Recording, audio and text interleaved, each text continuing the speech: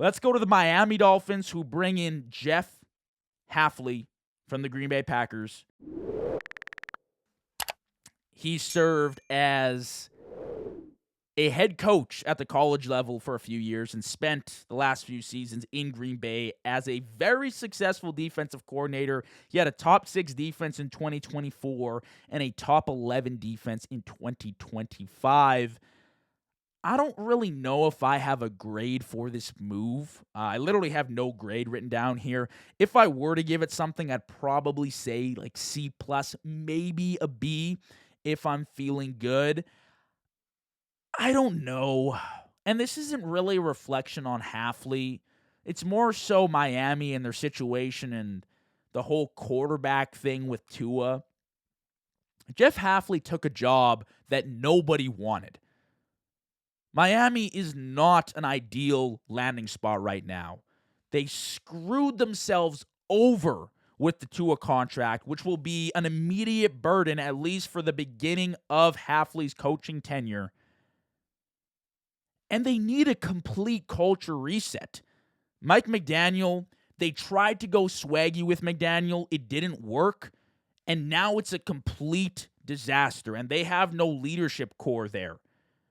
So Hafley has not only been hired for the X's and O's aspect of the game, but he also needs to establish a standard and a culture from day one and make it clear that if you don't follow that, there will be consequences. It's Miami. I say this all the time. It is hard to keep these guys reined in. You want to go to the beach and party with the celebs, but you are running a football team, a pro football team. You need a hard ass, and that's who Jeff Hafley needs to be.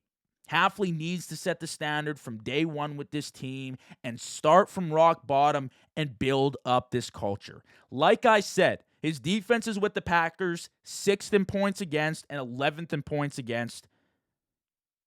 That's great news. He can come in, help this defense. But it's hard for me to get super excited about a head coach who's defensive-oriented without a good starting quarterback. And with Tua, who has a $54 million guaranteed contract this year with the Dolphins, and no other plan at quarterback. So we'll probably have to wait for the Dolphins to resolve their quarterback situation before we can truly make a call on Jeff Hafley. But by the time that has happened, I don't even know if Hafley's around, unfortunately. And this has nothing to do with Hafley. He'll bring his defensive expertise. I'm sure the defense will be great. Maybe they're a top 18, top 15 unit. He'll do what he can. But it's going to be tough. It is very difficult to walk into that building right now with the state of that culture, with how they ended last year, with McDaniel just leaving a complete disaster there, and to come in and fix things year one. Like, it's going to be a long process. But I'm happy he took the opportunity. It is always great to put yourself out there as a head coach in the league. It's just a harder situation than most. Like, I think it's harder to walk into Miami objectively than to walk into Atlanta, where you have the talent laid out for you, and they really just need a better leadership guy.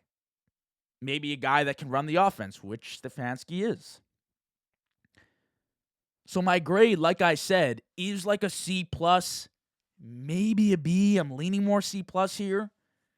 But it could be great. It's just going to take time with Hafley, and he's really going to have to hone in on the culture aspect and build up from level 1. Like, this is not a level 9, we just need a head coach, a little bit more juice here to push us to the Super Bowl, to the playoffs. No. No.